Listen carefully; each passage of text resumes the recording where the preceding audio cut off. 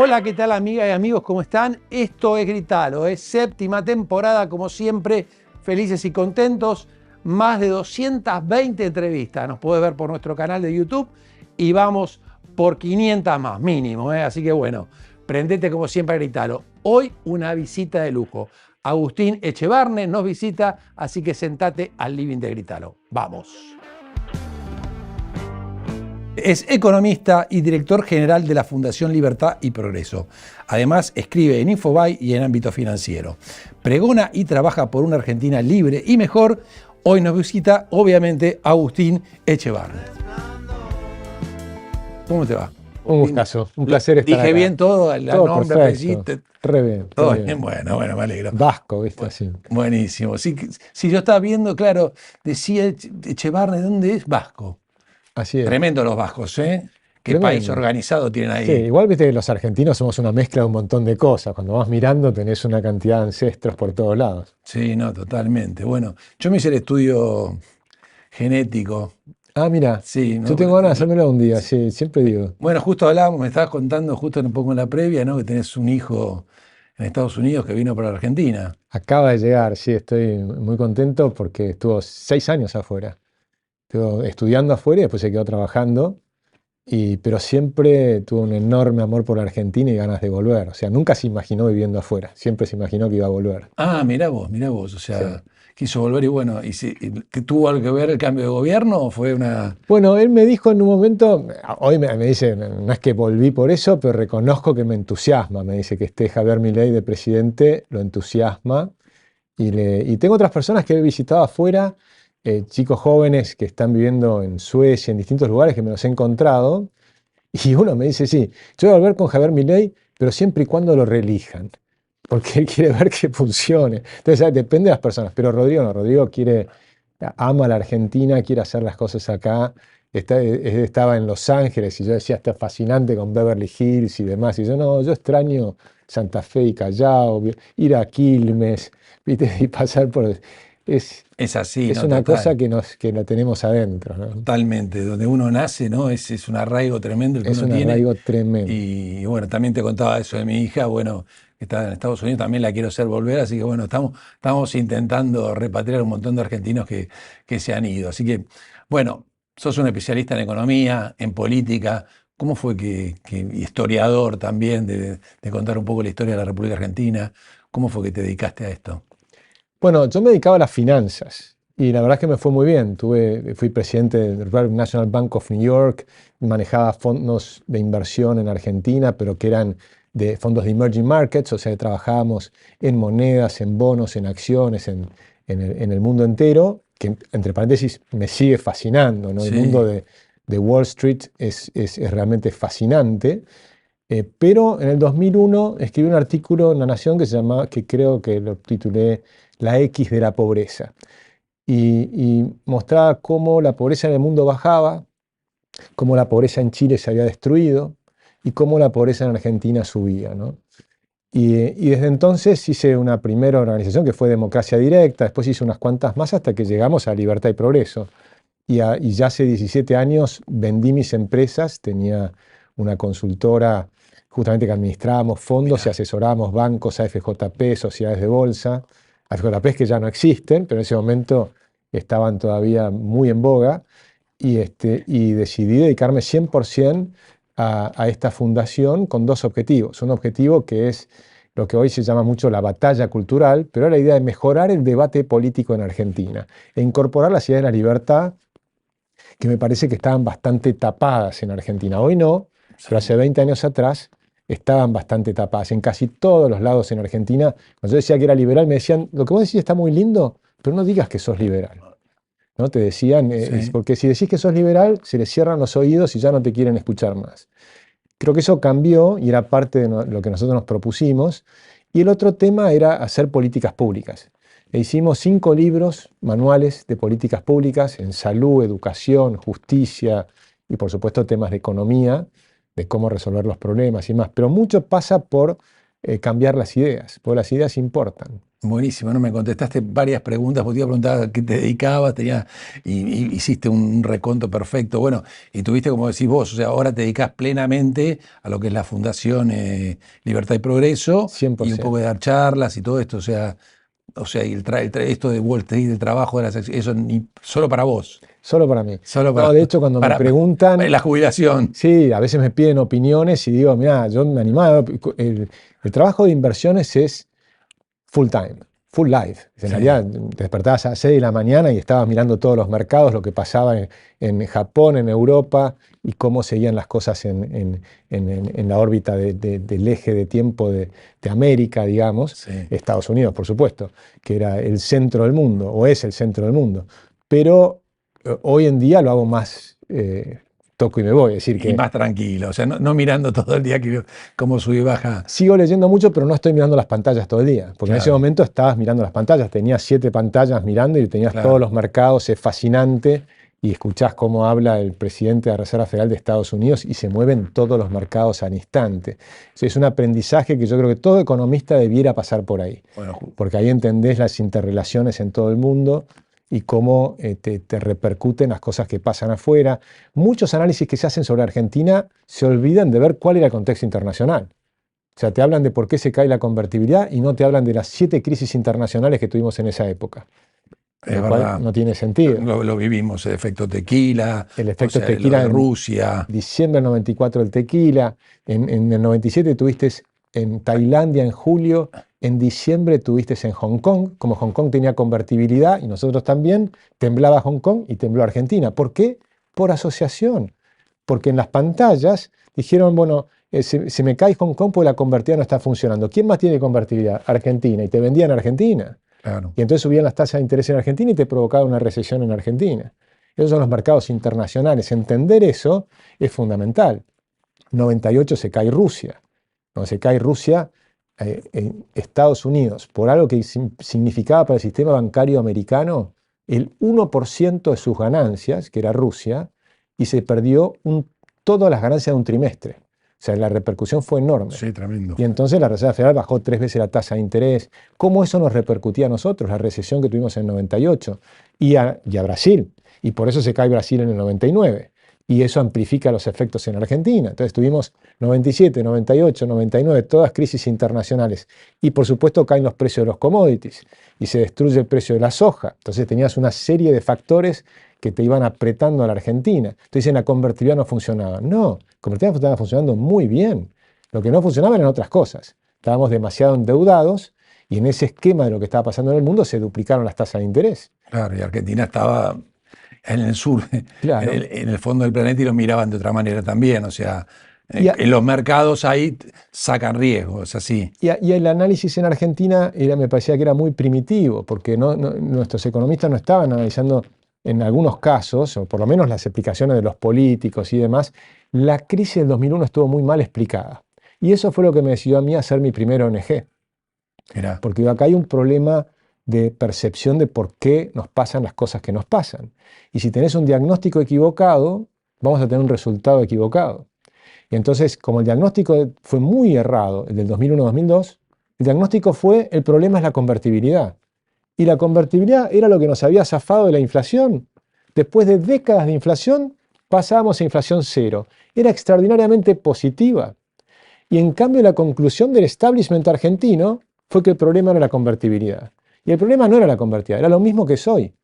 Hoy no tenemos convertibilidad. No. Y tenemos todos los problemas. Entonces el problema no era la convertibilidad, era el exceso de impuestos, el exceso de gasto público, el exceso de endeudamiento, el problema del Banco Central, eran los problemas de competitividad que tiene Argentina, todos los problemas que tenemos hoy. Devaluaron. Entonces, ¿qué pasa cuando devalúas? Viene Duhalde, salta la convertibilidad, pasa el dólar de 1 a 3. Y de pronto a las empresas les empieza a ir bien. Ah, ¿vieron que el problema era la convertibilidad? ¿Y qué significa devaluar? Devaluar significa que destruiste los salarios. Entonces, si destruís los salarios, el costo para las empresas obviamente cae, entonces a las empresas les empieza a ir bien, pero ¿por qué destruiste a la gente? ¿Y qué pasa con el Estado? Lo mismo, paga salarios. Si el costo salarial se cae, entonces tenés el superávit fiscal. Pero tenés el superávit fiscal porque pasaste a la gente abajo de la línea de pobreza. Entonces esa no puede ser la solución. La solución... Bueno, en base a esta gran explicación que estás dando de lo que pasó del primer gobierno justamente de Carlos Almeida, que esta semana no se lo reconoció, se puso el busto ahí en el Salón de los Presidentes en la Casa Rosada. Pero es una explicación muy buena que está dando porque uno no ve y por ahí los chicos más jóvenes no vieron lo que pasó y es una gran manera de entender un poco por qué se llegó a eso a Argentina. Y después, bueno, lo del déficit fiscal se aprovechó y se siguió utilizando durante años, ¿no? En Por Argentina. supuesto. Ahí no se aflojó. No, y se fue agudizando. Más allá que Néstor en un momento dijo, cuando asumió, que iba a volver a eso, nunca lo cumplió. Néstor Kirchner En un tuvo discurso que ahora está superávit. apareciendo por Él, todos él lados. tuvo el superávit fiscal y tuvo superávit gemelos durante su mandato, pero no gracias a sus políticas, sino gracias a la devaluación previa de Duhalde, que justamente destruyó los salarios, Claro. y a que le tocó que la soja pasó de $150 a 600. Entonces, en el rebote de la soja espectacular, puso las retenciones, le sacó las ganancias al campo y las empezó a distribuir. Y empezó el problema.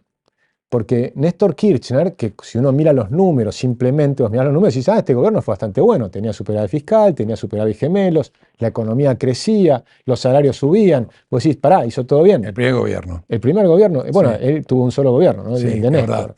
Entonces el de Néstor, los números te dan muy bien, pero lo que estaba pasando abajo era muy malo. Por eso me parece que es interesante entender las cosas con un poco más de profundidad. Lo que él estaba haciendo era aprovechando la bonanza internacional y aprovechando que los salarios habían sido muy bajos en Argentina por la devaluación de Duhalde. ¿Y qué hizo con toda esa bonanza? La empezó a distribuir. Y de la peor manera, corrompiendo a la gente. ¿Y cómo lo corrompía? Por ejemplo, había 77.000 inválidos. Empezó a dar pensiones por invalidez a todo el mundo. Y multiplicó por 3 las pensiones por invalidez. Y se empezó a armar una organización que yo creo que perdura hasta el día de hoy, que es a mi juicio es una asociación ilícita, que ojalá la investiguen y empiecen a meter presos a los cabecillas, porque involucra médicos que dan certificados truchos. Y entonces le dan pensiones por invalidez a gente que no es inválida. Y por eso pasamos de 77.000 a más de 1.200.000. Como si hubiéramos tenido una guerra, un terremoto Sí, total. y un montón de problemas tremendos. Entonces, cuando vos comparás internacionalmente, los datos de Argentina no cierran. Si acá no pasó lo que dicen que pasó. Acá lo que hay es una organización que está hecha para sacarle plata al Estado y distribuirla. Comprás votos, comprás voluntades, corrompiendo a la gente. Y así fue todo un esquema, ¿no? Para cada vez tener más votos y tener más apoyo. Pero viniendo un poco para el presente y pensando en el presente y en el futuro, Agustín, ¿cómo es tu relación con el presidente de la Nación, Javier Milei? Bueno, yo le tengo una gran admiración. Creo que es una persona que tiene mucho coraje, que lo ha demostrado, que es muy inteligente. Escribió 20 libros de economía. Creo que tiene una convicción y además creo que es honesto y que tiene un rumbo correcto a donde hay que ir, hacia dónde tiene que ir el país. Entonces yo tengo un gran aprecio por lo que está haciendo y por haberse metido en el barro de la política, que yo creo que requiere mucho coraje porque lo que él ama es la economía. Él de hecho, el otro día me escribía Alberto Benes Lynch que ya está pensando en hacer un doctorado, o sea, sigue pensando en seguir estudiando economía, que es su pasión, ver cómo hago para mejorar las cosas en un país y demás. O sea, que en ese sentido le tengo un enorme aprecio. Después tratamos de ayudar en lo que podemos. En su momento me hizo una oferta para entrar a un puesto en el gobierno, que yo creo que no era el lugar donde yo podía realmente ayudar en lo que a mí más me interesaba, o que yo creo que podía aportar mejor, pero sigo desde afuera tratando de ayudar en lo que podemos y la fundación ha aportado gente, se ha acercado. Diana Mondino es parte de nuestra fundación. Ah, mirá, Diana, le mandamos un saludo. Y teníamos gente que estuvo trabajando durante la campaña electoral en el tema de salud, en el tema de educación. Creo que ahí se pueden hacer muchos más aportes y ojalá podamos aportar más en el futuro todavía, porque faltan muchas reformas por hacer en Argentina. Sí, totalmente. Bueno, me dejaste varias cosas ahí. Me gustó eso que dijiste, que sea sincero, que sea honesto, ¿no? O sea, una de las cosas que han pasado en los últimos años, ¿no? Es que los presidentes, al asumir y al estar en el cargo, les agarra esta enfermedad del poder, esta cosa que asusta un poco. Bueno, y esperemos que a Javier no le pase eso y se... Sí, porque los liberales con respecto al gobierno y al poder Sí. siempre tenemos una aprensión. Porque si se queda demasiado tiempo le va a pasar también a él, porque es natural del ser humano. Entonces yo creo que institucionalmente hay que tener recambios permanentes. Bernard Shaw decía, a los políticos hay que cambiarlos por los pañales y por las mismas razones. Totalmente.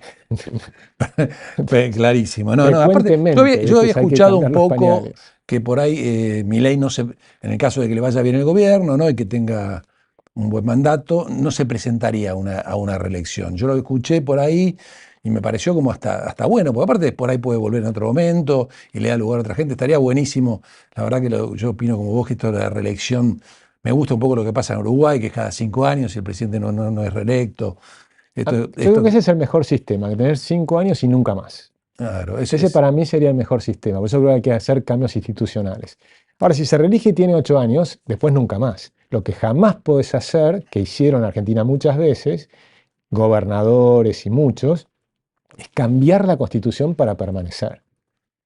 Eso me parece que es nefasto, Sí. ¿no? Entonces, en todo caso, si cambia la constitución, muchas veces típicamente dicen, no, ahora hagamos solamente 5 años, pero a mí me corresponden otros 5 años, porque yo soy el Claro, primero. bueno. Ese tipo de jueguitos, Bueno, como esos hizo son los Carlos que- Saúl en su momento con los 6 años, Exactamente. hizo cuando Y entonces no podía elegirse y hizo la reforma y lo terminó reeligieron por 4 más. quedándose 10 años y que medio.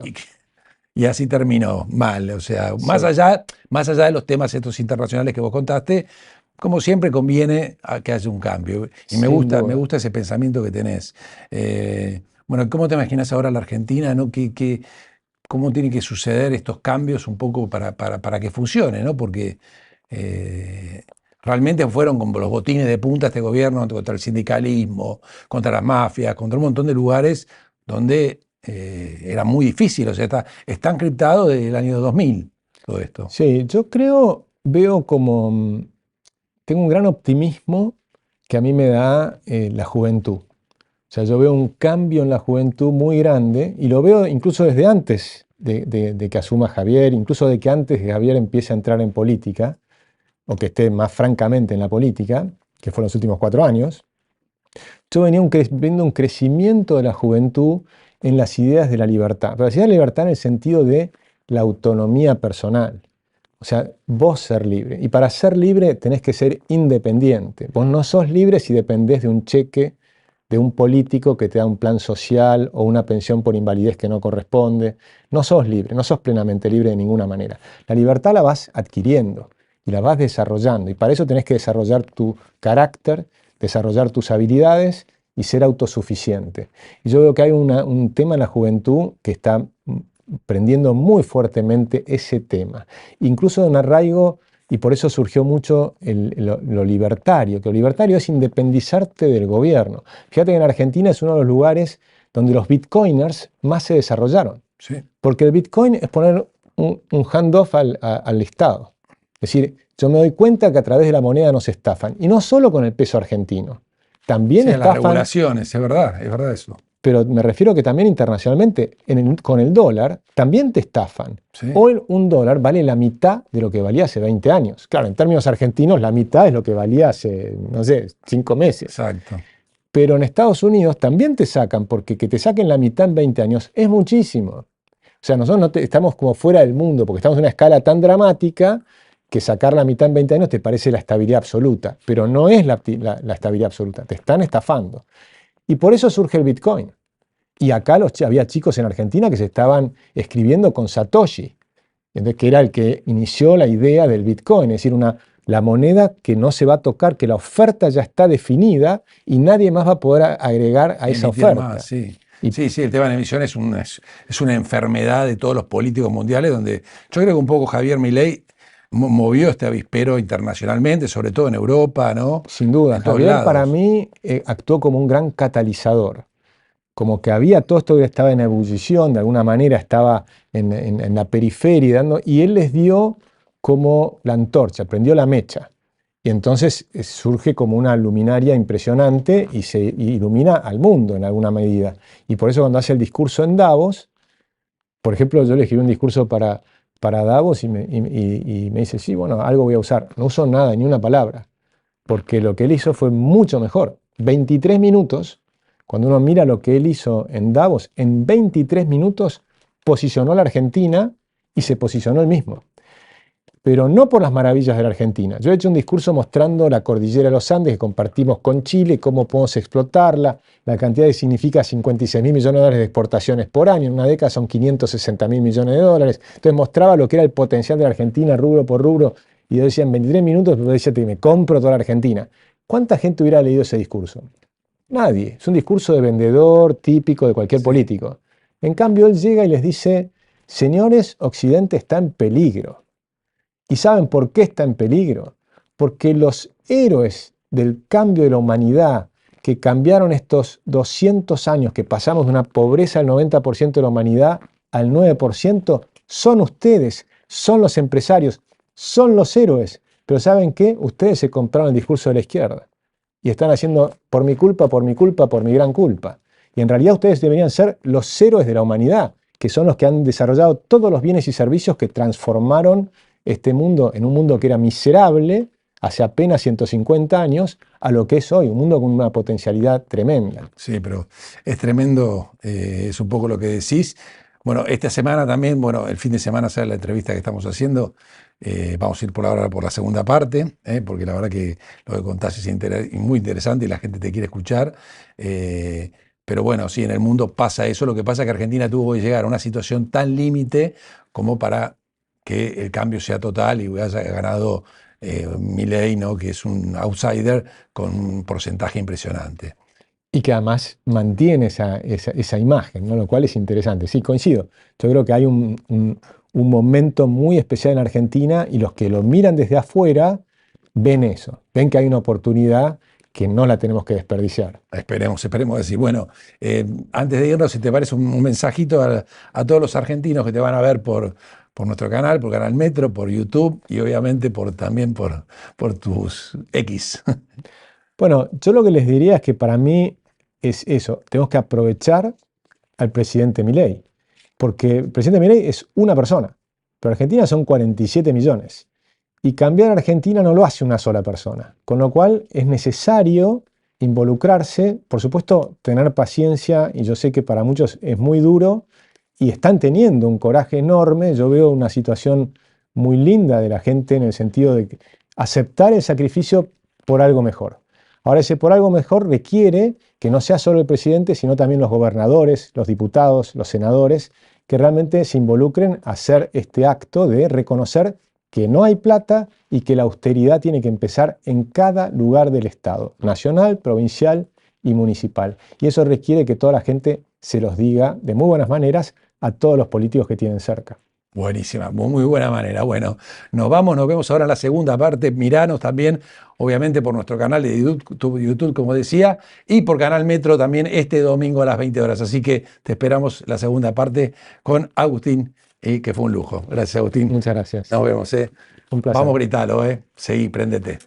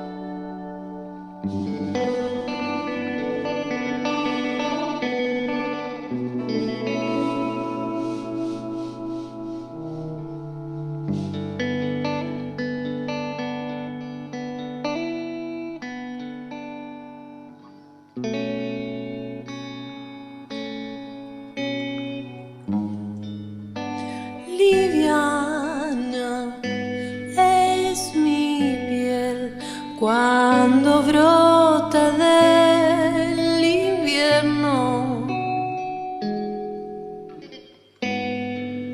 un calor sin avisar que comprende mi silencio. Eso que buscaba era un abrazo.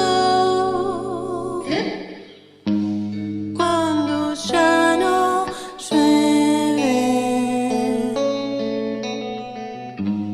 Na, na, na, oh. Na, na, na, na, oh. Na, na, na, na, oh.